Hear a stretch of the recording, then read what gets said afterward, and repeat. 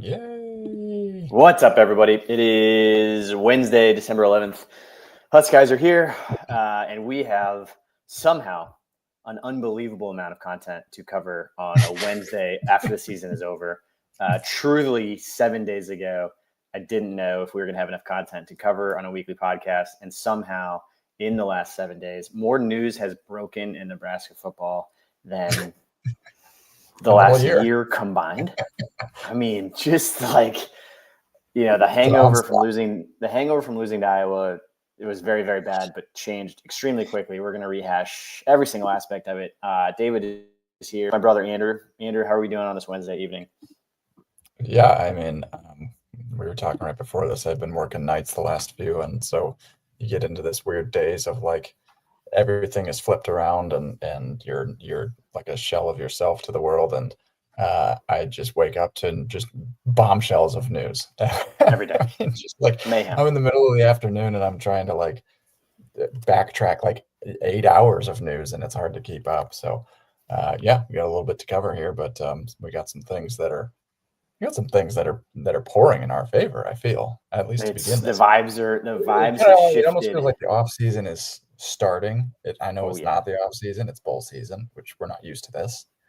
Yeah. But it's like the beginning of the off season starts now, and man, we're getting hit with some great news here, some not so great news, and it's a lot to process. Yeah, and I wish I had tweeted this, but I could do it. We'll just do the error version. I spent way too much time creating that graphic. Did you see my hype train graphic? Oh yeah.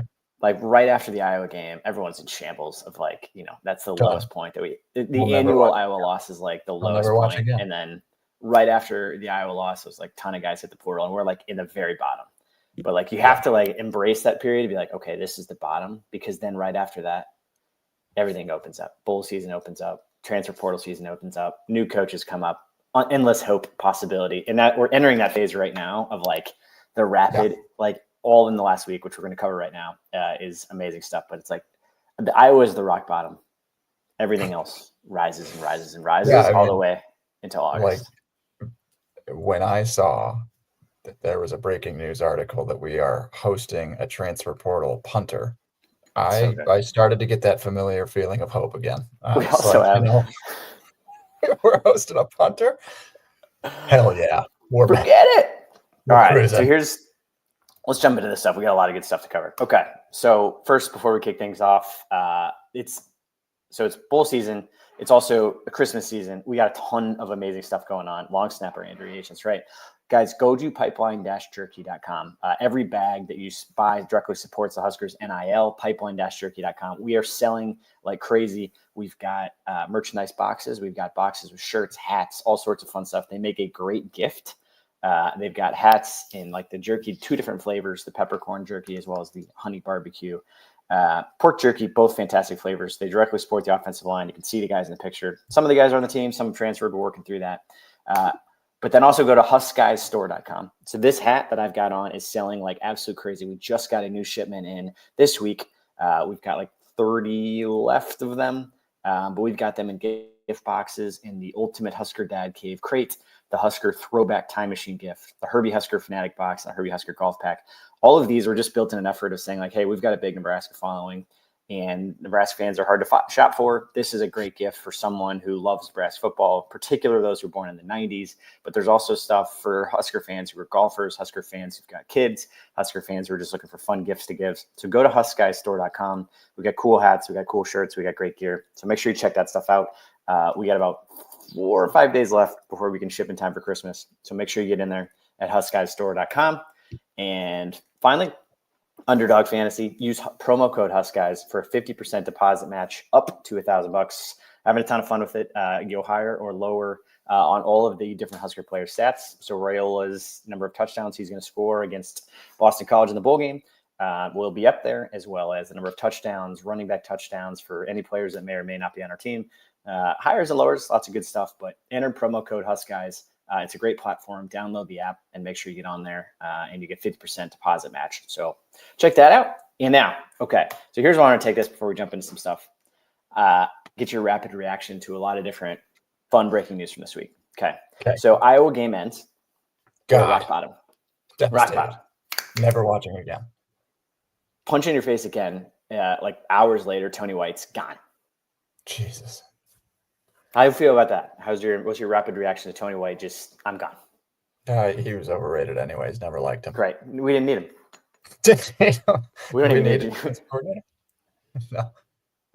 Well, yeah, I mean, I don't know. His stay was bittersweet because you kind of knew after year one, like there were whispers that he was going to UCLA last year, and other head coaching Fresno State, right? Yeah, I mean, it was surprising that we even were able to keep him. Like he had just such a good year. I would actually say that this year was not as impressive as last year. I mean, last year he was taking over a broken defense. This year he was trying to do more of the same, and we replicated a little bit of it. We still finished top 20 in scoring defense. I mean, he did what we needed him to do. This year was not the defense's fault, other than a few occasional drives. It stinks to lose him.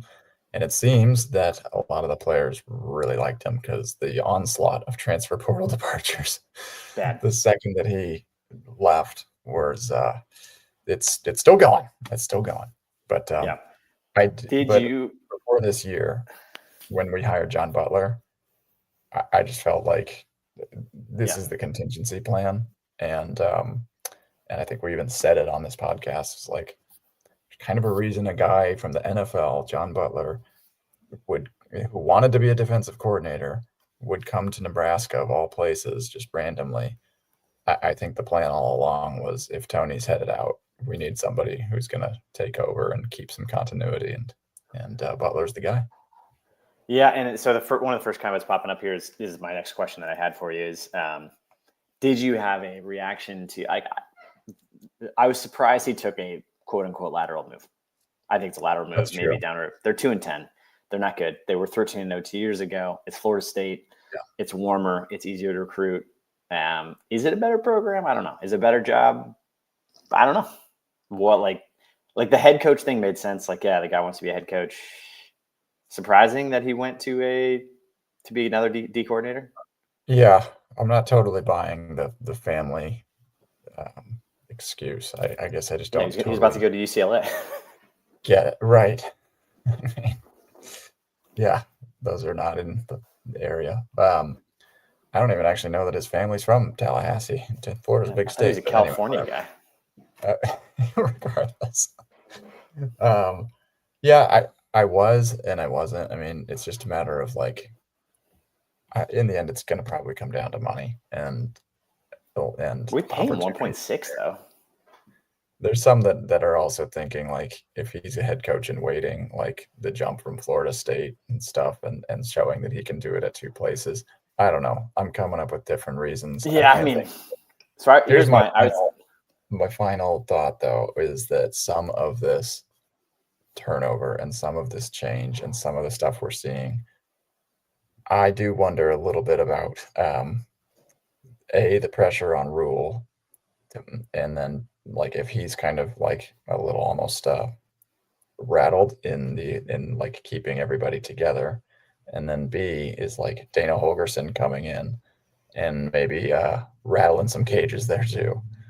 Who knows? There might be a little bit of like animosity between guys that are just trying to come in and shake things up and change everything around. And for a former head coach like Holgerson, like that might be tough for some of these other coaches to tolerate.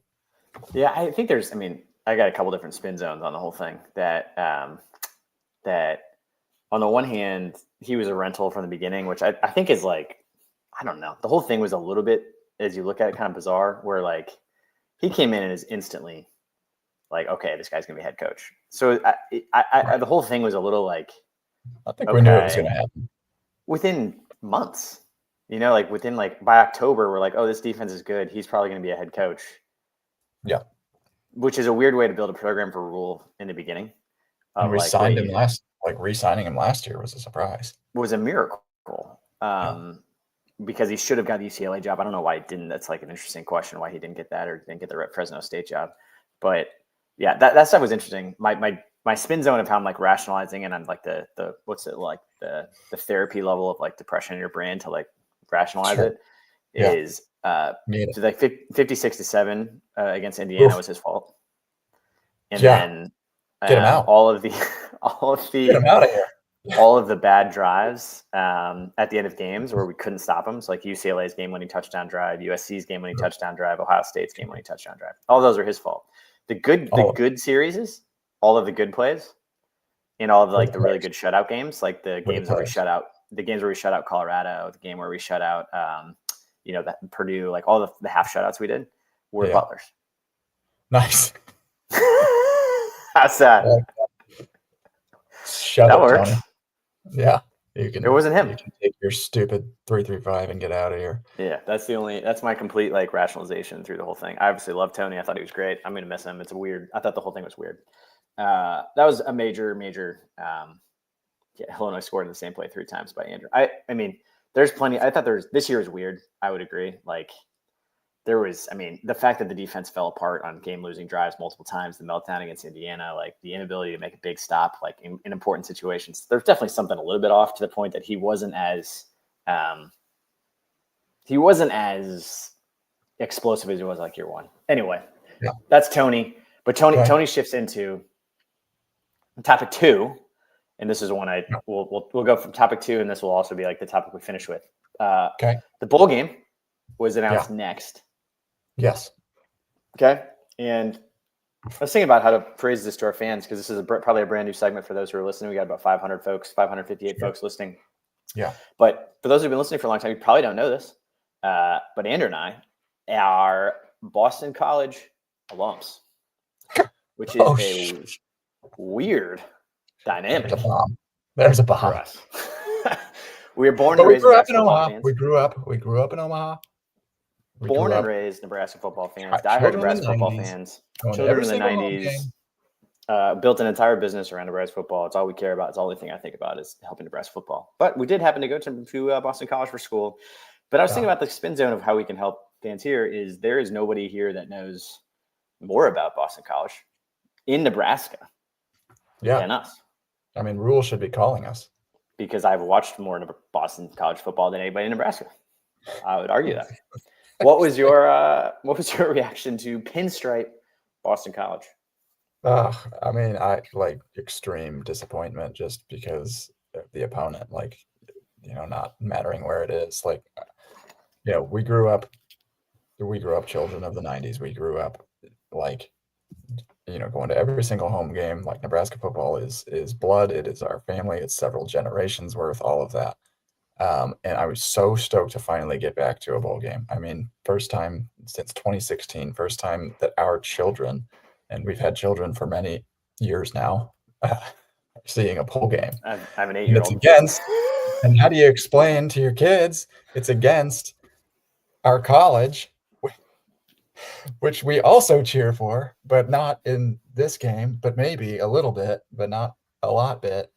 And BC is going for, we're going for our first 8-win season since 2009. Nebraska's in the first bowl game since 2016.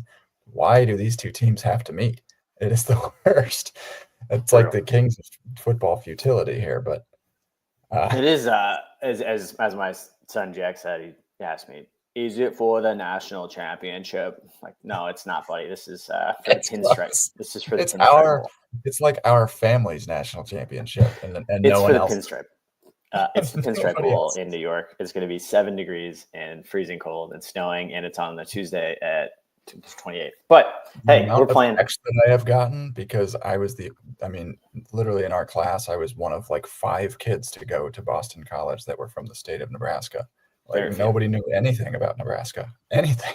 Brought them a lot of info. The amount of text that I holy cow. But we got a lot of good stuff. We'll cover that right in a second because I wanted to make sure we jump into other key components of. So we go from Tony White, bam, punch in the face. What is going on? To a bowl game. So you're down. You're like, Iowa is terrible, right? So we got Iowa lost another. I mean, just to cover it for 11 seconds is we lost again on the last play again, which we do every single time because we're just cursed. Good news is next year we're not going to be cursed. So we just got to, flush the whole thing out. So we go from horrible Iowa to Tony White, which is another horrible thing. Terrence Knighton gone. Everybody gone. Terrence Knighton, that one. To Terrence Knighton hurt. So then you're up. Bowl game is exciting. Flights booked, New York. Yay, this is exciting. And then we go back to bad news of just an absolute exodus out of the program. And it's stimulated by those you have mentioned. I mean, Tony White is bringing people with him. Terrence Knighton is apparently a huge loss. Our entire defensive line is like, who are we trotting out there in the bowl game? I mean, who's going to play in the bowl game? So Nash and blank. For those not reading the slides we've got pulled up, Tony White left. Emmett Johnson will come back to him. He left and then came back. Danny Kalen is transferring. Malachi Coleman, who we know is gone. Jamari Butler is entered the portal. Mackay gone. Gabe Irvin entered the portal. Vincent Jackson, Stephen Thompson, Prince Will, James Williams, Keona Davis, Dwight Boodle, Davon Hall. We literally can't update this list fast enough because more people are entering every day. I don't know how we are going to field the team for the bowl game. That should be incredibly interesting. But so here's like the interesting. I was thinking about this too. So if you, I was thinking about if you just read the newspaper, or if you just get your news like Sunday newspaper or something. Yeah. Your ability to I don't know. I feel like processing would be like, oh, there's a couple guys like in transfer portal. Yeah. When you're like in it, the way that we are. I mean, it's like you're getting hit by a sledgehammer like every day, hourly, more From and the more back, news. and then then the roller coaster of emotion of Emmett Johnson, like gone. He was gone for like 48 hours. It was the longest 48 hours of the season. That was terrible. That was a rough and then he comes back and he puts up a video that he's back, like Jordan's back. He put up this long, like elaborate video about how he's back. He was gone 48 hours. That was a long 48 hours. He spent 2 days just making that video. So now, because of him and because Davis is back as well, both these guys were in the portal for basically not even a full work day. Yeah, it feels like we're winning. Then you're like, oh, I think we just got 2 guys from the portal. They're our own players. Our own players. We're pulling our own players back out of the portal. And I think I think they're just like renegotiating their NIL. Isn't that what it's got to be? Yeah. It's like they go in there and they're like. Well, for it to happen so fast too, right? Because I mean, they're definitely going to be hearing from other teams, and like Emmett and I mean, both of them would go to some big schools. There's no doubt about it. And I just think that that's their leverage. And it might be kind of the only leverage that some of these guys have is, I'm going to the portal. What are you going to give me? And it's just so call your bluff. It's very annoying. It's ridiculous. But. Yeah. Well, I think that those were the 2. It's interesting because of that whole list, like Emmett and then Davis were the 2 that had the biggest like negative reaction of like Emmett Johnson was so confusing because he's a starting running back in the Big Ten and became a starter for Dana, and Dana turned him into a great player in the last 2 days and really gave him the ball and really leaned in on him. So that was a weird where you're like, where are you going to go? Like what are you doing? Like you're going to, or do you not want to be a starting running back in the Big Ten? Yeah. Well, and the ones that, I mean, this list isn't even like exhaustive anymore. Like we also have to add Borkircher, and then here's a random funny aside. If you look on 247, counting against our transfer numbers, Eric Gilbert is considered a transfer from Nebraska right now. Well, did you see there's 4 transferring from like a penitentiary somewhere, and he's apparently considered a Nebraska transfer. He's That's what they like. Oh, they live in Georgia State Penitentiary. Eric Gilbert is transferred to Florida International. It's like, why does that count against us? They put up a graphic for him yesterday that was like 5-star Eric Gilbert transfers from Nebraska. It's like, you can't put that up there. That's not true. He's not he hasn't been on our team in 18 months. He did not have a great season this year. 5-star. Sure. Nebraska loses another 5-star. Like that's another one. Not true. Can't hold on to this. Just can't keep them. That's a weird one. But I guess I don't know how many of these guys are. Well, yeah, what I was gonna get into, the ones that bother me the most, actually, because I definitely understand like if it's not for you, if this new changing staff is not for you, if you're not gonna play or whatever, and it's just sure, maybe take a chance elsewhere. The ones that are bothersome are A, the double transfers. Yeah. So like Jacob Hood came from Georgia. He didn't get on the field much.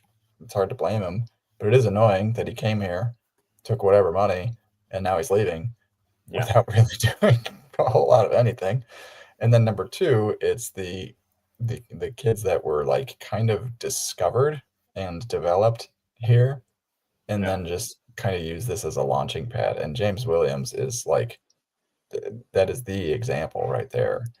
Now, granted, he did like come out and say that Terrence Knighton was like a father figure to him, and Yeah. so now he's committing to Florida State to follow him. Okay, that's fair. He's awesome, but like he was discovered at like a Friday Night Lights camp. He was not going to play Division I football, and he did like broke onto the scene. I know. And we essentially made him, or he made himself here. It's guys like that. I mean, Emmett Johnson would have been one of them. I mean, he's a former 3-star player and stuff too, but I'm very glad that he's coming back. And then you get the local guys too. Like that hurts me just as a native Nebraskan. Mal Coleman, Danny Kalen, Yep. Isaiah McMorris, Mm-hmm. Davon Hall, all leaving. Davon Hall, McMorris, and Danny Kalen all came from Bellevue West here together. None of them played a down. I know. And they are now all leaving. And it's like, it feels like Floridabraska, except it's, or Calabrasca, if you remember the Calabrasca era. Except for it's Nebraska. Except for it's Nebraska. So it's just Nebraska. So it's just really. Yeah. I mean, I think there's, if you want to get into the true, like, the macro, what a bummer it all is from a college football standpoint of it is this stuff. Like, it is what it is. You got to adapt or die. You got to play the NIL game. You got to play this whole transfer portal game. And it's, the transfer portal giveth, the transfer portal taketh away. But like, the bummer part is exactly what you're saying is, especially the way that we love watching the game, is you start following a kid when he's 16. He's a superstar who's broken onto the scene in your local high school at Bellevue West. You follow him. You get, he commits at 17. He starts to really develop. You watch him as a freshman. He redshirts. Sophomore year, he's maybe a little bit better. Junior year, he gets a little bit better. And senior year, then he becomes a star. That's a 6-year time frame that you get to follow a kid. And now it's like everybody's kind of a rental. It's a weird, like, oh, they're all my kids transferred and they never played. They didn't, like, they would have played next year. Yeah. You would think, right? And like, oh, they're all just going to leave. And so then we're going to bring in a bunch of transfers from Wake Forest and Wyoming and Texas and it's a weird, every kid's a rental now. So you do way less with their story, especially if you're losing kids like this, and you can't become as emotionally attached to the players. And I think if you listen to some of the chatter, people are like, that's what's losing Nebraska. It's what's losing college football fans in general is every kid's a rental. I mean, there's a little bit of it. It's like, I mean, somebody, who was it? Like Kevin Shoots, I think, on Twitter. He's like, it is ridiculous that Raiola had to come out and say, I'm coming back. Like, no one. Well, they did. I mean, that just means like he's hearing from other schools. He's here, like he's getting, all these like, and there's fans, there's all these rumors. So, like, people are like, who's going to Miami? And like, no one had any verification that was the case. Nothing at all. And then all of a sudden he comes out with a post that's saying, I'm back. And we're like, God, it used to just kind of be like, we assumed that you were coming back because you're a true freshman. Well, right. You're a true freshman. It's amazing you have to even make these re-announcements. Yeah, that one was I don't know. It's tough to say on that one, like how much is, are you talking to Miami, or did like literally 24/7 or did they just make that up? Are they truly just like making things up? Or like, were you talking to Miami and like, are you actually like, geez Louise, like you just got here? But yeah, it's like, it's a crazy world. It's like, what's the, they just seem to, I don't know. I just don't like the transfer. I don't like the, inconsistency of it. It's just a big bummer. Yeah. The future is crazy. I mean, it really is. It's going to be contracted work. And I think that one of my only, the more I've thought about it, I think one of the only things that can save a team like Nebraska that is hoping to retain and develop talent is if you can get more contractual relationships with these players. Like, Yeah. if you stay for 3 years, you get this. Right. Like, your contract is contingent on this. That, and then the double transfer and triple transfer. My God, Chubba Purdy has been playing in Chubba. every region of America. Well, there's 4 of them now. There's AJ Brown or AJ. What the heck is his last name? I just had it pulled up. AJ down in Miami. Oh God, yeah. AJ Allen. Is that his name? Yeah. Yeah. And then Savion Morrison is transferring from Kansas after he was a Nebraska kid, transferred to Kansas. Yeah. All right, so here's now more rapid fire news. All right, so we got transfer portal stuff that's still coming. Yes. And now I just thought of this one that I don't even have on our list, but we got it. Yeah. We have so much to get to. The prince who was promised to us. God. Oh my God. The prince who was promised to us. Jesus. Who was not actually the prince for us. Not at all. He's now the prince who has been promised again back to Central Florida. Scott Frost is back at Central Florida. I mean, this has all happened in the last 5 days. How is that? How did that even happen? Have you seen any coverage? They love him. Of course they love him. He went 13-0. So God, he is completely close. about to resurrect his career. Close with him. All he did here was slide down railings and apparently hit on co-eds at local bars, and then he left with a lot of our money. And it was so disappointing. God, we were all rooting for him so hard. And the problem is he's probably going to go kill it at UCF. Yes. He's going to go to the playoff, 100%. Like, I need some validation. Like, I need him to go to UCF and just suck. Yeah. But that is very vain of me. I do want him to succeed. It's just, although they have switched conferences, they are in a little bit more of a competitive environment. The Big 12 stinks. Barely. The Big 12 stinks. I mean, it is definitely the worst power conference. But God, good for Scott. He's falling on his feet somehow. Amazing. And he's rich. Now he's rich, and he's richer. Way richer. He's $50 million richer. But he also seems like, I watched his press conference. He seems a lot more relaxed and chill. Like it just was too much for him. The whole thing was too much. It was too emotional. He wasn't good at it. He wasn't successful. Yeah. It wasn't working. There's shine when the pressure's off, maybe. There's no pressure down there. He has recruits everywhere. He doesn't have to recruit. He can drink margaritas in a pool, and like the players will still show up. Like drink at practice. He drink at practice. He can do whatever he wants. Nobody pays attention until they get to the Peach Bowl. That's all that matters. That was another crazy one. So we got Tony White. We got that was a big in the last 7 days. We got Tony White. Yep. We got 700 players in the transfer portal. We don't know if we can play a bowl game. We're playing against our alma mater. We got our prince who was promised has left and has gone to UCF. And then it started raining coaches. It just absolutely raining coaches. Yep. So it just which I always wonder. Let me pull these guys up. Pete Thamel started like tweeting these things. I don't really know how this stuff works, but like I always wonder how does Pete Thamel get this news before like Sean Callahan? I don't know.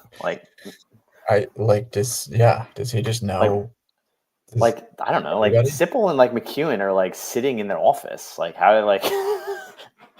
can they ask Rule and be like, hey, who'd you hire? Can't he just like tell him, as opposed to like Thamel coming out of like the guy's sitting in like New York, like, oh, breaking news. Like, why does he know? I don't know. Like, I don't know. I don't know who's texting him. They're like, I can't wait to text Pete about this. I can't wait to text Pete Thamel. Like, why are you texting? Why aren't like we have local beat writers? Why don't you like ask? Why doesn't Mitch Sherman break it? He knows everything. All right, so Butler's DC. What do you think of that? Butler, we saw that coming. I think my only downside in the portal era, it was just that when you internally hire, you don't get to bring those exciting players with you. Like Florida State getting Tony White, he's going to bring James Williams. He might bring Shamari Butler. He might bring a couple other guys. That's an immediate boost to their defense. John Butler does not have that. He's an internal hire. I actually have no idea how good of a recruiter he really is. I know that he's a pretty good coach.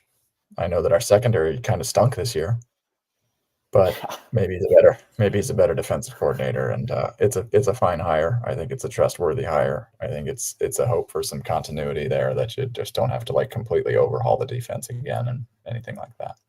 Yeah, I mean the pros are clearly Rule trusts him. Cruel's worked with him before. He came in clearly. It was like writing on the wall from day one was, why would he leave the NFL if he wasn't like in line to become the defensive coordinator? Yeah. So pros there. He's got NFL experience, which I think is NFL experience is, I think, extremely important in this modern game of NIL, to be able to speak this language, to be able to speak contracts, to be able to treat kids like professionals. They're professionals now. They're no longer kids. They're all professionals. And so I think that language probably helps. Con side to me is always even entities. I like, I prefer guys who've been like a D coordinator for 10 years in the college level. Like that always like helps me ease my mind. And he hasn't done it since 2014 in Penn State. I think it was the last time he was a D coordinator. So it's a little bit of a, kind of a risky hire, and it's just hard. The whole Rule thing is a little bit tricky because you're like, he's in year 2 and he's already lost his offensive coordinator and his defensive coordinator and his defensive backs coach and a bunch of other guys he's had to like fire already in like 2 years. Like he was kind of supposed to be the coach of stability, and feels like we're starting over on offense and defense in a lot of ways, which kind of not great. Yeah, it is. That is a good point. I mean, it's a lot of turnover, and like a lot of them were his guys. He handpicked. You now have a new secondary coach. We actually, not even on this list that we have here, is we might have a new outside linebacker coach, Philip Sampson, coming from Florida too, or Florida State, I think. Anyway. We've got Terry Braden come in, so that's a new D-line coach. So so that's all 3 levels of the defense. You have a D-line, another linebackers coach, and then a new secondary coach was John Butler, and then now presumably somebody else is going to take the reins there. And then on offense, still the same O-line coach, Rayola, holding it down. Love that. Yeah. Receivers, I'm actually pretty excited about the Kentucky coach. What is his name? Dakari something. Not gonna. But he's got a couple of players that he might bring with him, and that's, again, you hate to say it, but like some of the advantage of these guys is like, it's not why you hire them. It's absolutely not. But the fact that 2 of the top 10 players in the transfer portal right now are both Kentucky wide receivers that Nebraska could very well land, like that's a huge advantage of having that guy. It's short-sighted. It shouldn't be that way, but that's just the reality, is that like if you get these guys for 2-3 years, which or 1-2 years even, that's a huge difference maker for the program too. Just a nice little boost. And then Phil Snell, you get a new associate head coach. What do you think an associate head coach is? What's going on? What is that? I would have preferred head coach, or is he new? He's just associated with him. Is he a coach in waiting? Is he like chief of staff? Like, is he like? I would have preferred what Belichick just did, of like make him the general manager, or who, like whatever he does, like make him. Yeah. It's really interesting. Make him like the general manager of NIL or something, but like associate head coach, kind of weird. It's like, Rule, you make $7 million. Why aren't you the head coach? He's like a head coach, but he's just associated with with him. But he's so he has Rule's defensive coordinator at Temple. He was the defensive coordinator for the Panthers. He's clearly a defensive guy. Like the hope is that Rule is able to maintain culture and be the CEO of his company, and like he's able to guide it through and just replace like the executive. We'll see if that holds true. That's basically what Saban has done for the last 15 years. Not saying Rule is anywhere close to like the Saban level, but Saban replaces his offensive coordinator basically every single year. He's had Sarkisian in there. He's had Lane Kiffin in there. He's had Bill O'Brien in there. But I don't know. It's just weird that we're like entering year 3 and it's like, this is supposed to be the big growth year. And we're like, oh yeah, we're going to start an entirely new offense and defense and defensive line and linebacker and secondary and also wide receivers. I mean, new coordinators, both sides. It's crazy. And then, and all new players. What's like kind of crazy is, of all of these people, I think Ed Foley was the one that everyone was calling for his head. No, he's still there. I mean, what are we doing there? He's still there. He's hanging. He's hanging. Guy's like unfireable.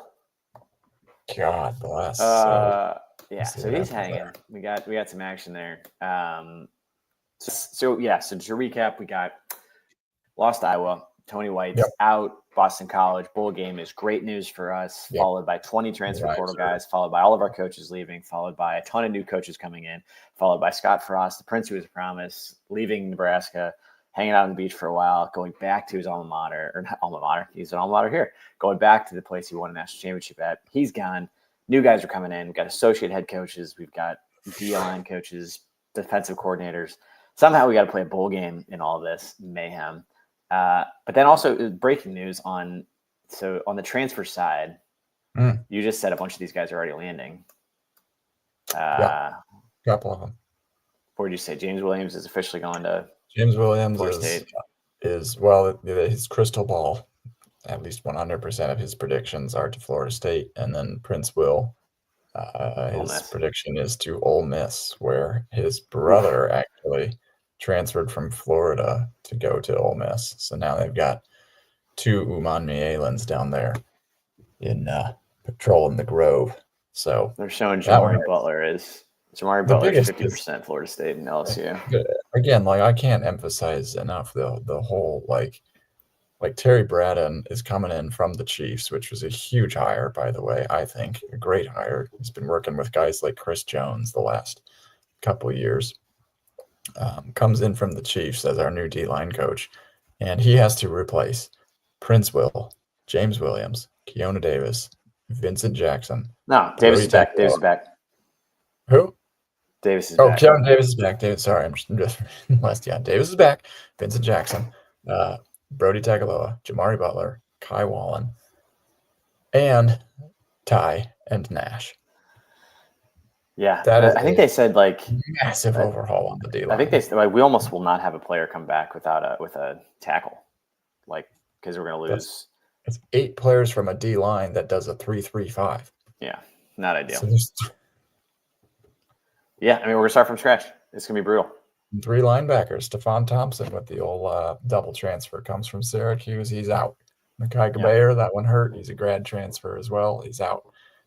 We also lost a player named Noah Bustard, which I have never heard of, but that's fine. We can lose more Noah Bustards. We need to lose less Mekhi Gabayers and more Noah Bustards. We've had a lot of guys put up this super emotional post that's God bless me, I'd like to thank everybody for my time. I was like, who is that? I don't even know who that person is. But thanks for they put Psalms 247 who I don't even know your name. Why are you putting up a post? People are good luck. Who was that? That guy doesn't even play. All right. Rapid fire through. Okay. Let's talk a little bit of BC. I know we gotta get you out of here. Let's talk a little bit of BC. Like I said, nobody knows more about BC than us. So quick education tour for folks on the Eagles. So here is, I don't know which slide is the best one to focus on, but the high level, the way the season went is to watch every single game. The wild way that BC's season has gone. It's crazy. Beating Florida State in the first game, I was convinced that Boston College was going to win the national championship because I was like, this team, Bill O'Brien, this game team, one beats the living bejesus out of Florida State in game 1, and Florida State was preseason top 5 for those that don't remember. So I was like, oh my gosh, we were winning 28-10, ended up winning 28-13, huge win, ran all over them, completely dominated Florida State. I was like, wow, this team is back. So they started 4-1, and then also had a close loss to Missouri. So Missouri, we took wire to wire. It was 21-21 late in the fourth. Missouri finally pulled away. So that's a top 5 win over Florida State. Missouri was number 6 at the time. And Missouri was number 6 at the time. Florida State was our first top 10 road win since 2002. In ages. So you start 4-1, think things are pretty good. Very, very similar trajectory to your Nebraska season. You start 4-1 with a loss to a top 10 team, a win over a top 5 team, and then very Nebraska-esque rip off 3 straight losses. A loss to Virginia, a loss to a massacre at the hands of Virginia Tech, and a very bad loss to a Louisville team. It's pretty good. But then Boston College was able to flip it, beat Syracuse, a very close loss to a playoff-bound SMU, and then a rout of North Carolina and a rout over Pittsburgh. So Boston College is playing good football. With the big variable as starting quarterback, Tommy Castellanos transferred late in the season because he got benched for the backup, Grayson James, who will now start in the bowl game. Tommy Castellanos is going to Florida State to play with Tony White, which is freaking insane because all of these worlds are somehow coming together, and somehow Tommy Castellanos is going to be on the same team as Jamari Butler and James Williams. We don't deserve this. How incestuous is this entire world? Why is this happening to us? It's all coming together like that. But the Eags, very like a ground and pound Bill O'Brien led team. It's his first year. He's definitely like a control the line of scrimmage type guy. He had a mobile quarterback. Grayson James is decently mobile, not quite as mobile as Tommy Castellanos. But it's a good team. Well coached, fundamentally sound, very prone for blowups. Yeah. I mean, I would say, like, just, from watching both Nebraska and BC all year, BC is just better at exploiting weaknesses. And probably like the better or the best example was against Syracuse. We absolutely demolished them on the ground, ran for, I think, over 300. Kai Robichaux ran for almost 200 yards. Our quarterback, who was a new starter, Grayson James at the time, he started the last 4 games. He only threw for 51 yards. And they just ran and ran and ran the ball on Syracuse. Like, he's Bill O'Brien historically likes to run NFL, like, pro style offenses and stuff, but he's very much like, when it's time to make an NFL decision, he makes an NFL decision. Like, he's not really he's not going to be like your Dan Lanning type where, like, he's going for 4th down conversions, like on his own 25-yard line and 30-yard. Like, he's not going to do things like that. He's not a huge gambler, but very good at like exploiting weaknesses. And then over the last 4 games, you saw BC lose to, I got to clarify who's us in this, my alma mater or the listeners of this podcast. So winning 3 of the last 4 games. Pittsburgh was a team that had started out 7-0. They weren't too bad. North Carolina, they were kind of a team that had collapsed, but beat them 41-21. And then he also had he had Donovan Ezeraku, probably one of the better pass rushers I've maybe ever seen. 13.5 sacks was I think it was like 16.5 actually. Yeah, no, it's 16.5. He's gonna be a problem. 16.5 was 13 more sacks than the next closest player on the defense. Yeah. 13 more sacks. The next closest was 3.5. So, and he ended up being the ACC Defensive Player of the Year. So again, like, very good at just like exploiting weaknesses and taking his best players and putting them in space. Lewis Bond was was BC's best receiver. He had 60 receptions on the year. I think the next closest was in the 20s. Yeah, Kamari Morales.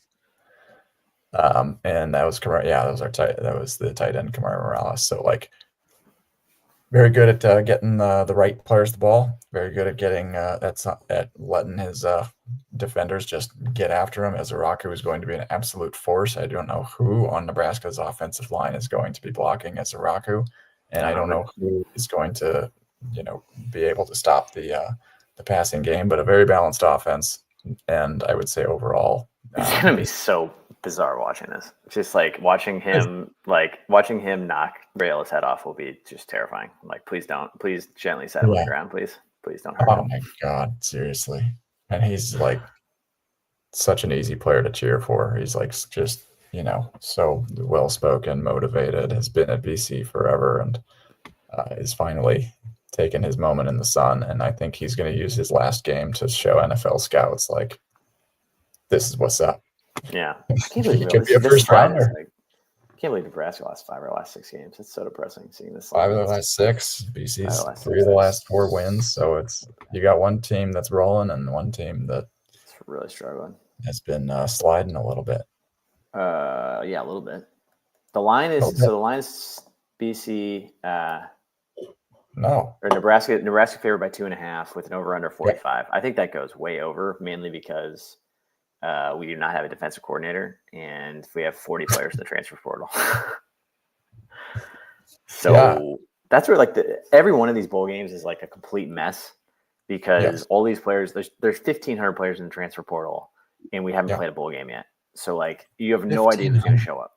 You have no idea who's going to show up, who's going to play on, and losing one player, having one player out with an injury dramatically affects the impact of a game, let alone Jamari Butler and James Williams both just being down in Tallahassee while we're like trying to win a bowl game. Like what are we doing?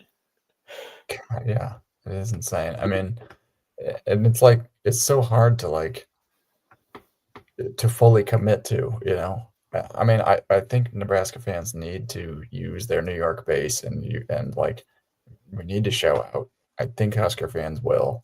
It's going to be freezing. It's going to be 30-degree New York day. There's tons to do there. There's a lot of stuff going on in New York. Just bite the bullet, get there, show your support, then be loud, because BC's does have a good new Northeastern fan base and stuff out there. I know it wasn't everybody's ideal bowl game, but like, you gotta go. You gotta be there. It's our first time in like a decade. Take advantage. Quit being babies about it and acting like we can be all picky. Like, that is so ridiculous that people are like, well, I was gonna go if it was in Detroit, but not if it's. And it's like, no, you weren't. Like, quit being a baby. I mean, it is go commit. It's definitely disappointing. It's not Nashville. Nashville would have been fun. Charlotte would have been awesome. Phoenix would have been fun. Orlando, any of these, but you got to win more games. If you don't win more games, you play on a baseball field. That's just how it works. If you're playing on a baseball field, and if you don't want to play in a baseball, if you don't want to play in a baseball field in 10-degree weather in the snow, then win more games. That's just how it works. You got to win more games. Let's cover quickly 2 more topics before we jump out of here. Signing day. Signing day. When is signing day? We had happened. Jesus, that's added to the list of things. That was like right before everything. December 4th. Yeah, that was fun. Another big one. Yeah.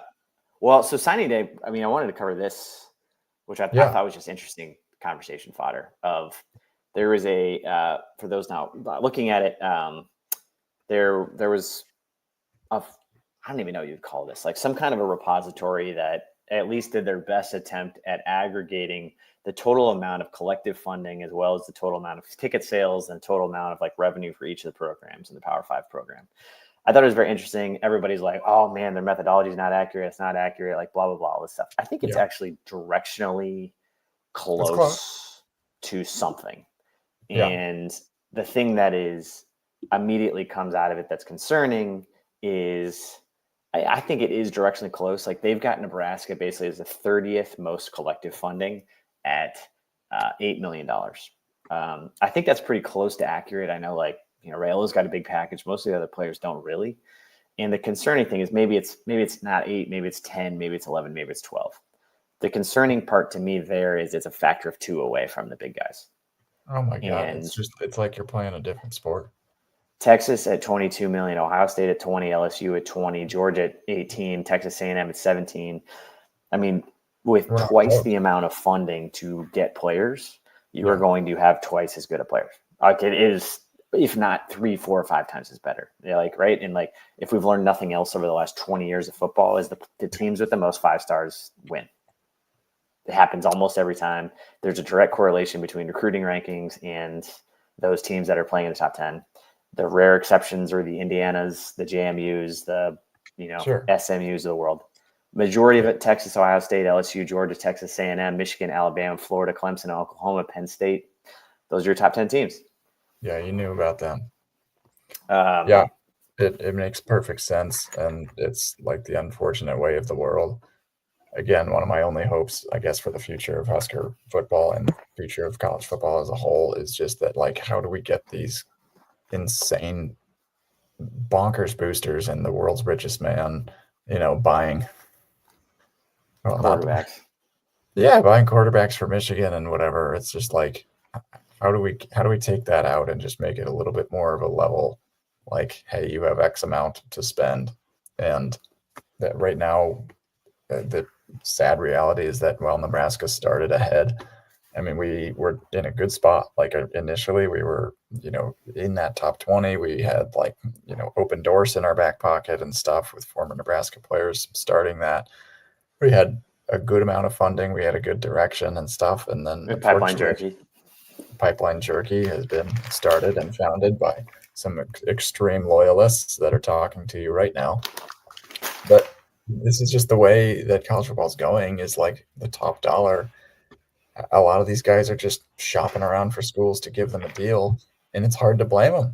It really is. Like, God, if I was in college and someone said, I'll give you 50,000 to go to this school, or I'll give you 75 to go to this school, you just take the 75. You don't really I don't know. Yeah. I'm just a dumb 18-year-old. Like, I don't think about everything. It's just like, hey, that's 25,000 more dollars I wouldn't have, and I'm really poor, so I'm going to take that. Well, I think that, especially when the number doubles, or it's like, I mean, you hear a lot of these coaches, like Dillingham is talking about it, where he's like, a random 3-star safety is going to take. Yeah, but like Dillingham's saying, like, hey, these guys, we're paying a guy 100,000, and a school comes in and offers 200,000. 100,000 is an extra 100,000 is a lot of money to an 18-year-old. Like 25,000, maybe you don't make that jump, but if schools are coming in offering $200,000, $300,000, $400,000, it's hard to turn that down.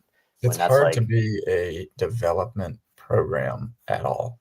Like that side is what I really hope college football doesn't get completely away from. We are bringing in, like, with this money, one way or another, we are bringing in a top 20 recruiting class, and that should be exciting. My fear is that, so Dawson Merritt comes back to us. He could be an absolute star, but how do you keep him on campus? Yeah. Cortez Mills ends up committing to us instead of Oklahoma. That's a huge recruiting win. 4-star wide receiver, Malcolm Simpson, 4-star D lineman, Christian Jones, 4-star in your own backyard. But this is the the Mal Coleman story all over again. Like, Mal Coleman, a top 150 player in the country from Lincoln, is now transferring. Yeah. And so I think that the crazy thing too is how program. Well, the how fast the whole thing is accelerating is unbelievable, in the sense that every year the number is like 10xing, where, I think allegedly the Rail is signed for like $1 million a year, allegedly, right? Like $1 million a year, $3 million a year, something like that. The kid from Michigan is signed for 12. I mean, so like, if you're Raiola, are you like, wait a second, why did I only sign for $1 million? But then 2 years ago, like I remember a kid went for $250,000 and people lost their minds. So like $250,000 for a college kid. What are you talking about? So 250,000 turned into $1 million, which has turned into 12 in 48 months. 24. Yeah, 24 months. And like the other part of it is like, it really kills some of your grassroots vibe. Like some of it is like, hey, like if a couple of us chip in our our proceeds from selling a bison last week, like maybe we can buy a nothing. You can't buy anything. It's $20 million. $20 million. Yeah, like $500 is nothing.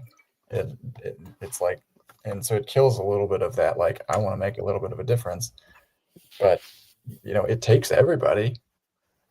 But it also just takes a couple guys. It takes one guy. It takes Phil Knight. It takes Phil Knight. It takes Larry Ellison. Tennessee's got the what's his name? The owner of the Browns. The Haslams are bankrolling Tennessee's entire roster. Like, it's. And you look at how much these guys are working with, and it's bananas.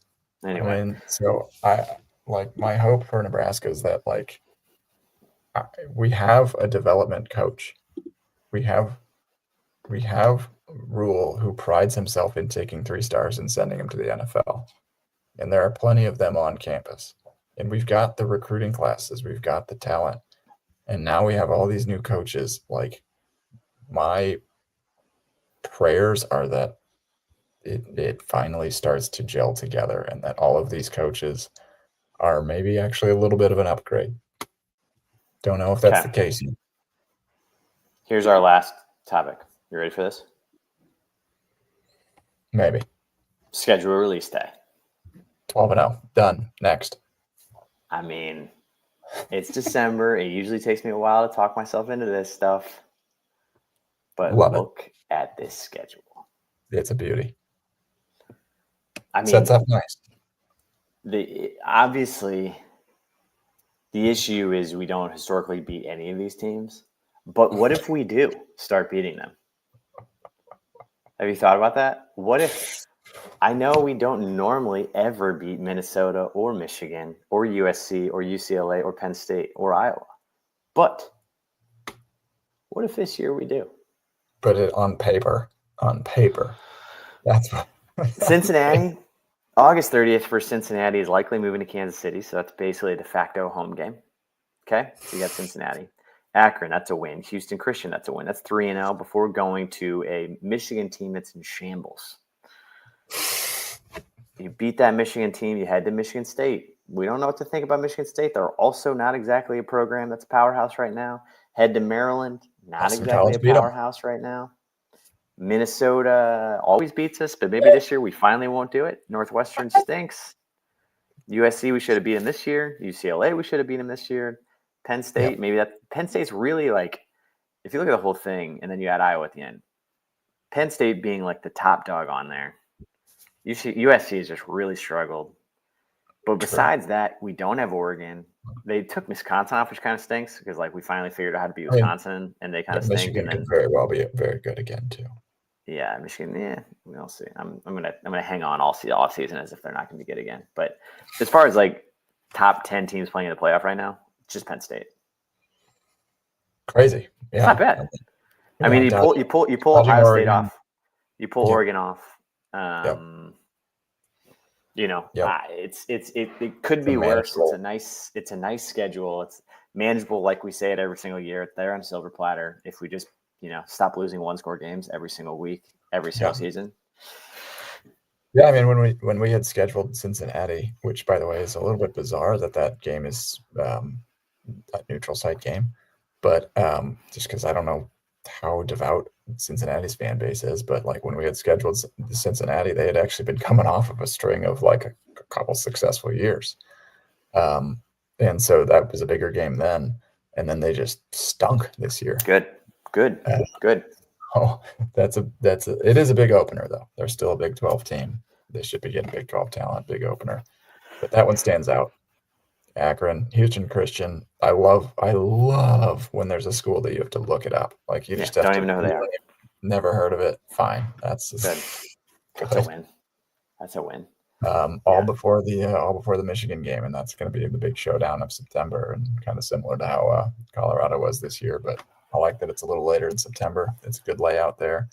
October, that is a lot more manageable than I would say that it was this year. Like Michigan State, we'll see. They pulled off, they hung in there this year. Aiden Childs was good but not great. At Maryland's, perennially average. Minnesota, struggle bus this year. Pulled off somehow over 6 wins. Northwestern, stinky. Thanks. And then again, though, like our November is tough.